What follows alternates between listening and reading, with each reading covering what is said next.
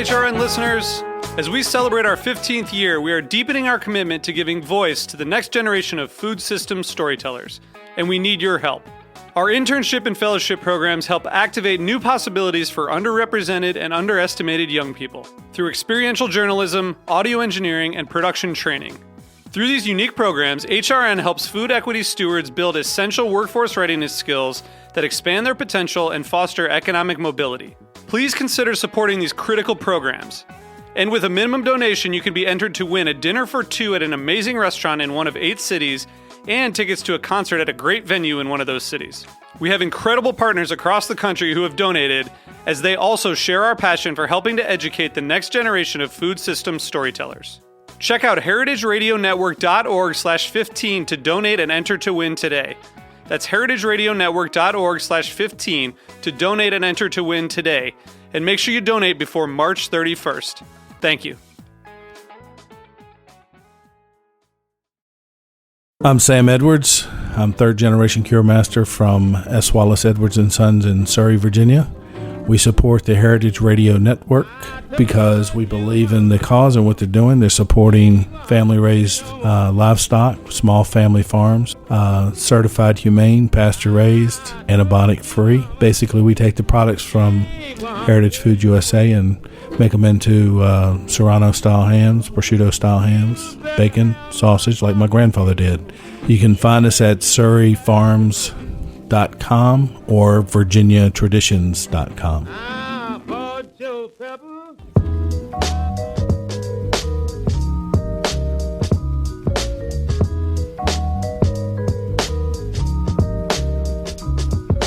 Hello. Happy Thursday. I'm here in the house with my co-host, Erin Fairbanks. What up? It's Thursday again. And you're listening to the Farm Report. Today we have on the line with us, live from Maine, internet farmer himself, Jeremy Bloom. Jeremy, how are you today? I'm good. How are you?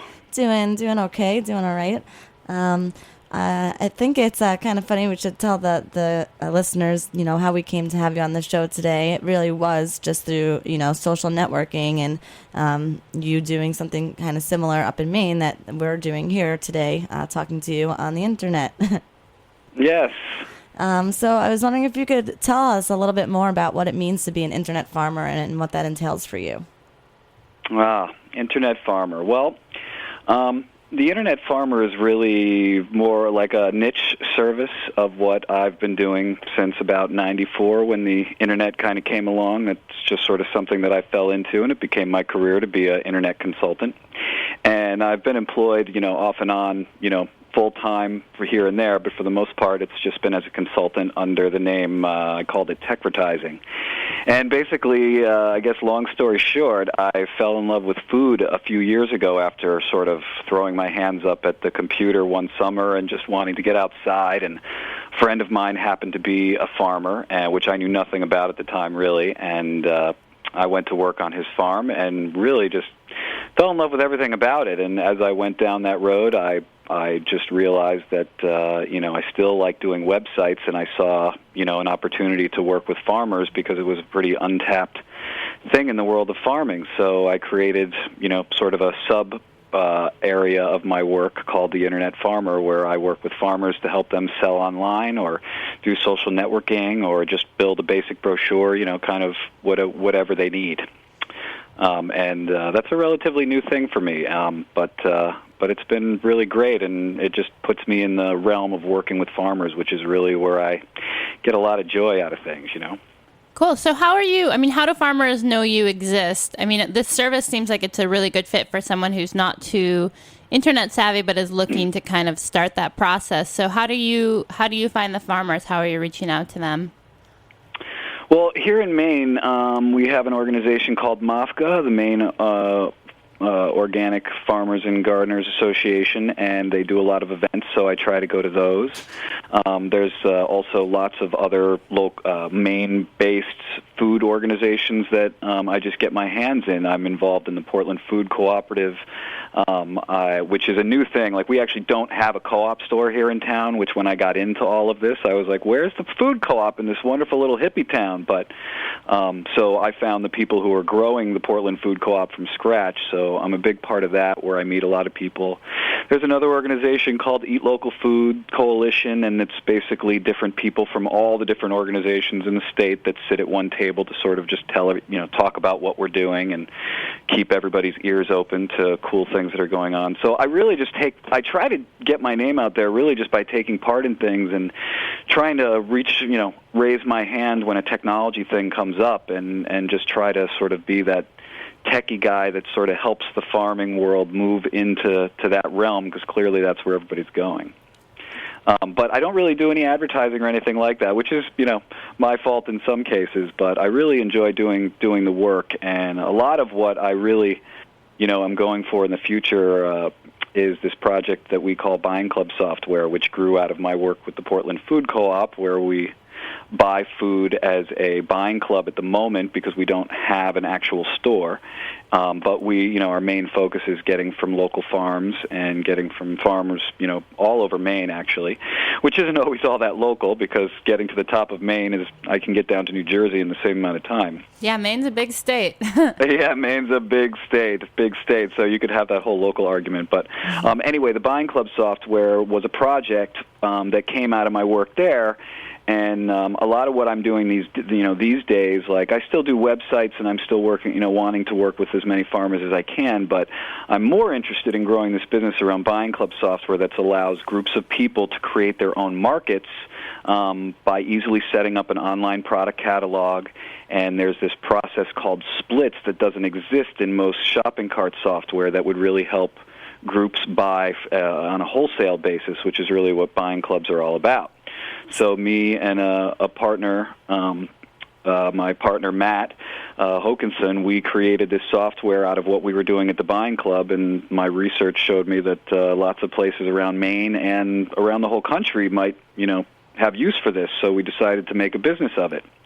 Great. So, that's actually really exciting. That's a couple weeks away from launch, and we're really excited to start turning people on to that too.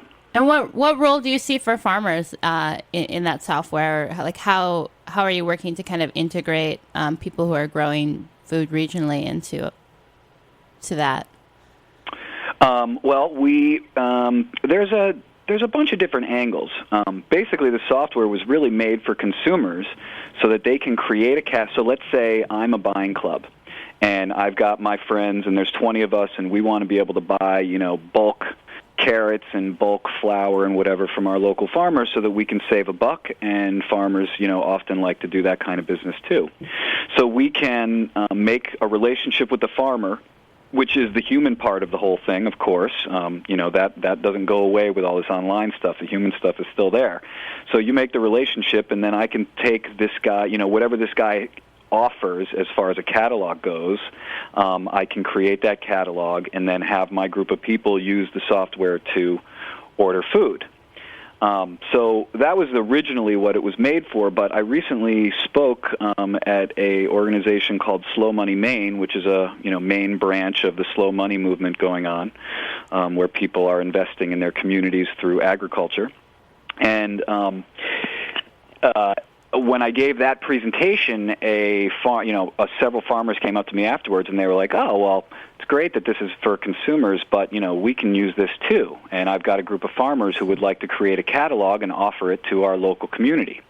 So on one hand, the consumers can sort of take the initiative, but on the other hand, farmers can take the initiative too. It doesn't really matter who's running the software. All that matters is that they're using it for people to buy food. Now, once you go ahead and work with a client like a farmer, are you helping them in any way kind of get the word out there that this site exists, or that this buying club is up and running? I mean, what do they is that part of your work with them at all? So you mean just like promoting their online store kind of thing? It seems like, you're at a lot of conferences and, you're like, as a technology person, that works with farmers, you kind of do have your finger on the pulse in terms of, what's going on in your area for the needs and, uses for the things that, we're talking about here. So I'm wondering if there's anything, you're kind of doing to kind of bring all this together in any way. Well, I have to admit, some of that has still yet to be seen. With Buying Club Software, this project has actually been something that's been getting worked on for about 2 years. So it's been a long time coming. We missed a lot of deadlines along the way. It was pretty hard to sort of build a software product that was any good in our spare time. Mm-hmm.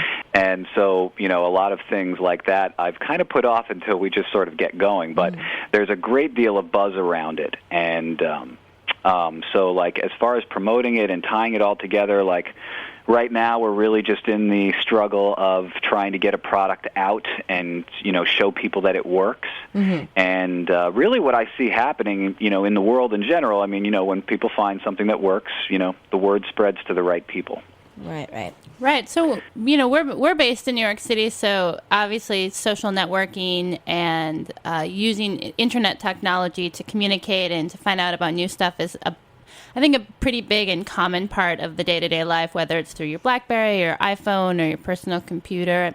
I mean, what's the kind of technology climate in a more rural environment? Are people using the internet tool the same way there, or do you see kind of a shift in how people look to that resource? This is a really big discussion all the time. When I sit in a room, I'm the techie guy at the table, and there's a few people who love me and want to talk to me, like, beyond reason, because they want to, like, learn about it and figure out some technology problem. And then there's the Luddites at the table who want nothing to do with me, and they're scared of me. So I think, in general, to answer your question about how the technology is used, it's being used the same way up here. But there's definitely, a rural community, whether it's older folks or the people who are just younger that really just don't really like computers all that much. So people are either embracing it or they're kind of pushing it away. I try to play both roles, like, I really think that the way to use technology for food and in these rural settings is, to do just enough technology so that it facilitates all the human parts. Mm-hmm. Right.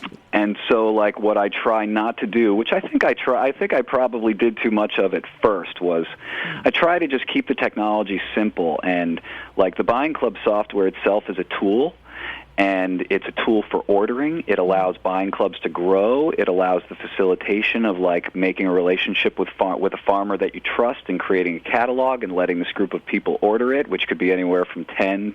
The Portland Food Co-op is about to hit 200 members, so we've got a lot of people ordering and a good chunk of buying power in our buying club. But the majority of buying clubs are, like, 10.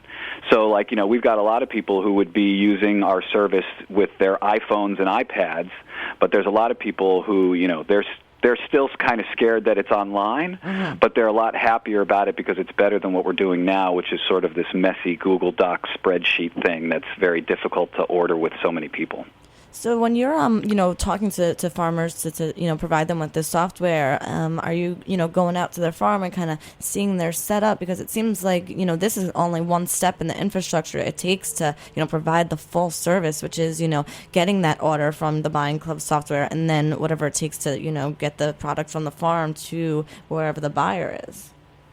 Yeah, I mean, ideally I'm spending a lot of time with people to, I just recently, this is sort of to the side of Buying Club software because it's just a more traditional e-commerce thing, but at the same time, to me, it's sort of like between the Buying Club software and a more traditional retail type software, I'm able to offer a farmer any online sales scenario that I can think of that I've come across so far. So I feel like I've sort of got a full offering to people.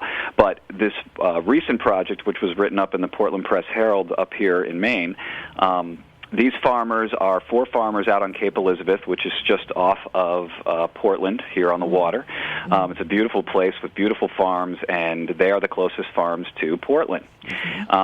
So they created a situation where there was 2 pickoff basically they wanted a pre-order system so that people could order online. There was no credit card transactions, which is also a very big trend in this whole farming scenario that I've come to find is, I think that's part of what makes it more human, is that we're really just using the online aspect to place an order, but there's still like a pickup and an exchange of money, and that's what keeps the connection there. Right. But anyway, my point was that, before we set up their store, we met for hours and hours, for days and days, talking out the details of what they were doing, and then I programmed a shopping cart that would work for what they did, and we collaborated a little bit, and as a matter of fact, in just a few hours, we're opening their third order cycle, and they're doing pretty well. Cool. That sounds great. I'm excited. We're going to take a quick break in a moment here, but when we come back, I would love to hear a little bit about some of the people you've been working with and some of the stuff that's on the horizon. Sounds great.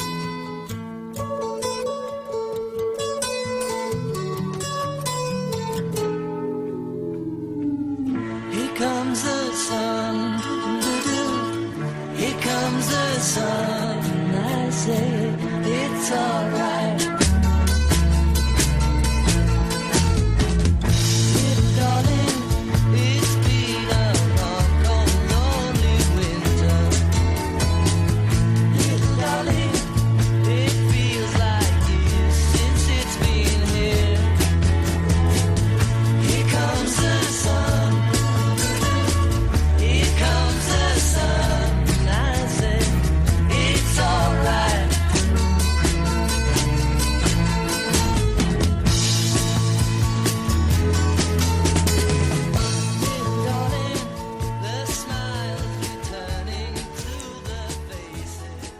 Okay, we are back on the line with Jeremy Bloom, learning a little bit about his business as an internet farmer. So, Jeremy, before the break, you were talking through some of the services that you provide, from the buying club to the website setup to the online stores. I wonder if you could tell us about some of your clients and kind of, if anything unexpected or kind of out of the ordinary has come up as you've gone through putting your own website together and figuring out like what services people are interested in. Were there any kind of surprises along the way, and maybe some stories about who you've been working with? Let's see, stories about who I've been working with. Well, the story that I was getting at with the farmers on Cape Elizabeth, that is one of the first people that I've gotten to set up with commerce, and that's been very exciting. That got a little bit of news coverage, and it really is all of the farms on the Cape that are working together to basically create they call it a winter share now, but they're really interested in having an online market all year round. Okay. So, like, on one hand, they got started and wanted to do this so that they could get rid of their winter shares. Until very recently, we actually didn't have a winter's farmers market here in Portland, and so the local food scene sort of disappears in a way in the winter. As much of a hippie town as we have, it's amazing that we also don't have as much access to local food up here as you would think. It's more difficult, and that's really the biggest mission that I have. I'm very interested in just seeing this, entire realm of local food get into people's homes. And I have to tell you, like in our town at this moment, it's not all that easy, and people have to learn new ways of doing things. And, I would say January's tough all over the Northeast. Yeah, it's a little bit of a struggle this time of year. I think I had the last of my, greens that I got at the market 2 weeks ago that the farmer I bought from definitely pulled out from underneath the snow. Mm-hmm. Right. So I know that's always a big challenge. Working in the Northeast is a lot different than other parts of the country. I've spent a lot of time in California recently, and it seems like that type of buying club or the internet-based farm share where you can kind of change things from week to week, and you have a lot of flexibility and variety with regards to food service or food delivery options. There has more of a presence there than it does in the Northeast. Do you think that's a result of the growing season, or just that it's kind of been around longer? Do you see this movement kind of growing? If you have a magic wand, and in the future is everyone in Portland getting together to form a buying club, or is it turned into a physical location, or how is it changing like the landscape of Maine? Yeah, that's a really great question. I have actually, this whole buying club thing has, since I got involved in it, I didn't know anything about it really. I didn't grow up this way. I didn't grow up with co-ops, quite frankly, until, a good handful of years ago. I was, typically picking up pizza at 7-Eleven, which is a little bit sad but true. So when I got into it, I found a lot of things. And in buying clubs, I basically come across, well, first of all, there are a lot of buying clubs in the Portland area. I'm really surprised. And they're ordering from a national distributor of organic food. So like when you go into your local grocery store or even Whole Foods, they are probably getting the packaged organic stuff like Annie's mac and cheese and things like that from a distributor called United. So we, some buying clubs will be ordering from them. Now, the Portland Food Co-op has is one spectrum. We've developed into an actual cooperative with the future goal of opening a store. Mm-hmm. But, there was a day when our buying club was 10 people sitting in a room. And there was no online systems or anything. It was all just, paper organization and calling up a company and placing an order. But as things grew, the vision was to eventually open a store. And, I think I've been involved in the project for 4 years, but it's been going on for close to 6. And a small handful of people have really done an amazing job putting together, the cooperative organization behind it all. And just last year, it all sort of merged together, and now we're basically organized as a cooperative. We were just given a space where we're going from 600 square feet, where we do all the splitting and have our meetings and all that. We're moving into a 5,000 square foot space that was donated by one of our senators' fiance here in Maine actually donated the building. They're big fans of agriculture. Wow. They donated the building to us and gave us $40,000 for doing renovations, which is really, it's fantastic. And so to sum up and try to stay on your question, the co-op started as 10 people around the table and became this group that is, not only do we order $10,000 in food a month, 5,000 of that being local Maine food, but we are, slowly but surely moving towards a store, and we are in no debt. And that was really like a big charter for the whole project that everybody that ever wanted anything to do with this wanted. We wanted to do this. If it was going to take 20 years to do it without debt, so be it. But we didn't want debt. So there was no loans or anything like that.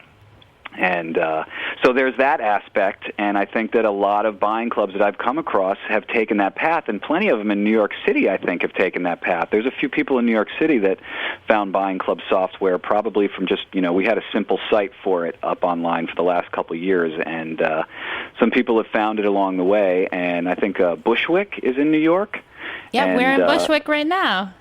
Oh, well, there you go. Well, I forget the woman's name that I spoke to, but she contacted me and felt that buying club software was absolutely what they needed to have, and I looked at their website and talked a little bit more, and I see that they're pretty much on the same path that our co-op was. So again, what probably started as a group of 10 people is escalating. But then, when we get out into the rural areas of Maine, I find a group of people who are just a group of families that are in an area, and they're ordering food together. Mm-hmm. And, they're probably not going to use software because they're just a few people sitting around a table. And they'll probably not change from being a few people around the table because there aren't many more people in their community, and that's just what they do. So you can sort of see the scale, and I think, one of the things about buying clubs, well, recently there was that thing where, like, a buying club was raided out in California or something. It happened somewhere in the last couple months. It was raided by the FBI or the FDA, and something really terrible where, like, people were held at gunpoint, and all they were was a buying club. It was to me, it was a pretty tragic story and idea that, anybody's going after the buying clubs because we're just trying to get healthy food in our systems without paying the prices, that we can't afford. Yeah, so buying clubs are a great way to like save money. They've given me a community that I never imagined. I mean, I make kombucha and I make my own yogurt and I make a lot of baked treats and I make mustard pickles and canned beets and I do all that kind of stuff. And I do a lot of barter trade and I get such great things from what other people make. So like these communities that are built all around people's interest in food. Like to me, I can't think of a better way to spend your time than in your community attached to your food. And so I love the buying club idea because I think that, I see a lot of people very happy with all of this. And then when I go to the grocery store, I see someone standing alone in line, and it's pretty boring, and, they're not really all that attached to their food. So I'm not sure that I've totally answered your question, but I see a lot of beautiful things with buying clubs, and there are definitely more of them than I would have ever imagined. Yeah, so I think your enthusiasm for the buying clubs is coming through loud and clear, and Really? but you do bring up an interesting point with regards to the kind of community structure that a buying club allows for, and one of the things we talk about a lot on the show is how many kind of different things farmers need to be good at to run a successful business, because Definitely. if you're not growing food with the economic incentive, you're really just gardening. I mean, farmers are out there trying to make a living, and one of the roles that often is an area that they struggle with is the technology, is looking for ways to kind of get the word out about what's happening on their farm and figure out a way to fit that in with their day. And looking through your website, some of the other services that you offer, looking at the newsletter blog or looking at linking up farmer information with Twitter or with Facebook, how has that been received? I mean, are you using those tools a lot? Is there much of a demand for them? Let's see. Well, I would love to say that people are calling me left and right with those services, but I have to admit that, not totally. And I think that it's, I think there's a lot of things going on. I think number one, I see farmers, there seems to be one person in every CSA who can put up a web page. And so very often farmers just automatically, that they connect to that person and they do a trade, a farm share for a website. Sure. So, it just happens to be a situation that gets worked out. So I find that often, at least up here, farmers often work with people that are sort of in their circle. Mm-hmm. Which is, of course, a very local thing. Being a part of the CSA where they go to the farm and pick up, one of those people is their web guy. Now, in doing that, I find a lot of people aren't really happy with what they've done, but they just don't have the bandwidth or money to sort of take it up to the next level. So I think people have trouble spending outside of what they've learned. I mean, quite frankly, being a webmaster, which is one of the reasons that I'm, I love getting outside versus sitting at the computer. My industry, since I started being it, has been a little devalued. So, there's a lot of people that know a lot about the internet now, and there's lots more tools for building web pages. So what I do can be done by a lot of people. Of course, there's a different knowledge base from someone who's been doing it professionally for 10 years.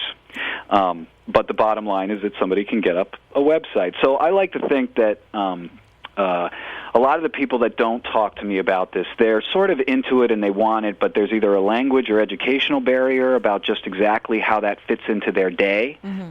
And, being able to envision, how they're going to manage their world, which I spend a lot of my time explaining those things. And, just just the acceptance of using technology. I mean, it's very overwhelming, and there's plenty of farmers I've talked to for 5 years, and it's only in the last year that they've started to realize how beneficial blogging can be on their farm, how it's actually like a creative outlet that, they can do in their spare time, not necessarily every day, that can promote their farm and get some creative juices flowing just by sharing, all the beauty of what they do and why they do it. Yeah, and also I think something that we think about a lot here on the show is kind of creating this record of events, and that just that active blogging, that active writing is kind of recording what's happening and when and what the struggles are. I feel like those things are all really kind of useful and important. Right. And I'm a big fan of that, and that's why I love these tools also. But quite frankly, like the reality is that a lot of blogs are free, and people have gotten the idea. One way or the other, people get an address on the internet, and if it's a blog that works for them, then that's what works for them. And they make a couple of basic web pages, they link to the blog, and they're all done. So why call this guy the internet farmer who's going to charge me way more than this guy that I can trade with? So I have to admit, I don't have like people ringing down my door about that. What it's actually become for me is more of like a personality when I go somewhere to just make the point that I'm into this. Mm-hmm. And I think what I really like to see getting promoted is the Buying Club software and doing the commerce stuff anyway. Like I love the newsletter blog, and I think somebody benefits from something like that. But there's a lot of moving parts to that. So I think some of my real talents that I try to work, that I think is about to happen for me as we do all these commerce projects, is really that people start getting more interested in having me help them set up stores. Awesome. Well, thanks so much for coming on the show, Jeremy. Can you, if people are looking to get in touch with you, what's the best way to reach out? Can you give them a shout out of your website? Yeah, absolutely. Well, you can go to internet-farmer.com, and that explains some of my internet services. And the project that we've been talking about for Buying Clubs is buyingclubsoftware.com. You can see a demo and some of those things, and you can reach me through those sites. Awesome. Well, wonderful. Good luck with everything, and we'll be back here next week, live Thursday at 1 o'clock with the Farm Report. Thanks for having me on, guys. Thanks.